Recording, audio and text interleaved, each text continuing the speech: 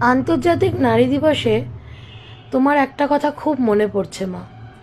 তুমি সবসময় বলতে নারী দিবসের দিনে স্পেশালি বা আলাদা করে নারীদের সম্মান দেওয়ার কিচ্ছু নেই। তারা তাদের কর্মের জন্য, তাদের কাজের জন্য, তাদের পরিবারের জন্য পুরো আত্মনিয়োগ করার জন্য, তাদের কমিটমেন্টের জন্য, তাদের কম্প্রোমাইজের জন্য তারা তাদের প্রত্যেকটা দিন সম্মানিত হওয়া উচিত।